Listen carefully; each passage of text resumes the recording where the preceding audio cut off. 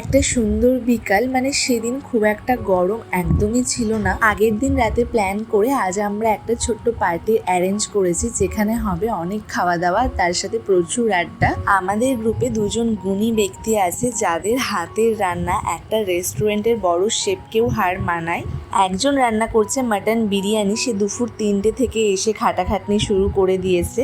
আর এই যে আমাদের বান্ধবী 7 বছর সংসার জীবনের বিরাট এক্সপিরিয়েন্স নিয়ে হয়ে উঠেছে পাকা রাঁধুনি, সে আমাদের করে খাওয়াবে চিকেন চাপ। বছরে একবার করে এই পার্টিটা আমাদের হতেই হবে, কারণ রান্নার স্বাদটা একবার খেলে মুখে লেগে থাকবে, বারবার খেতে ইচ্ছা করবে। 3 জনের আমাদের একসাথে দেখা হলে গল্পই যেন শেষ হয় না, বাট আজকে রান্না বান্না করতে হবে, তাই এসেই আগে চিকেনটা ম্যারিনেট করে রাখা হলো। হাই করে দাও দাদি, একবার হাই করো নাদি।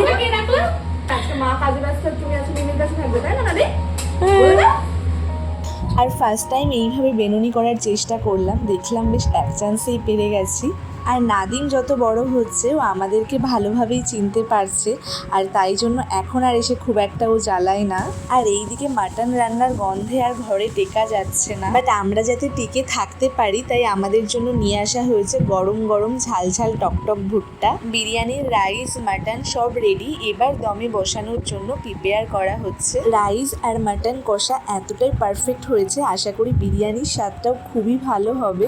নাজিমা যেহেতু এখানে থাকে না, তাই ওর জন্যই তাড়াহুড়ো করে একটা দিনের মধ্যে সবটা অ্যারেঞ্জ করা হয়েছে। ভালোবাসার ইচ্ছা থাকলে কোনো কিছুই খুব বেশি চাপের মনে হয় না। তবে চলো আজকের মতো এইটুকুই, টাটা।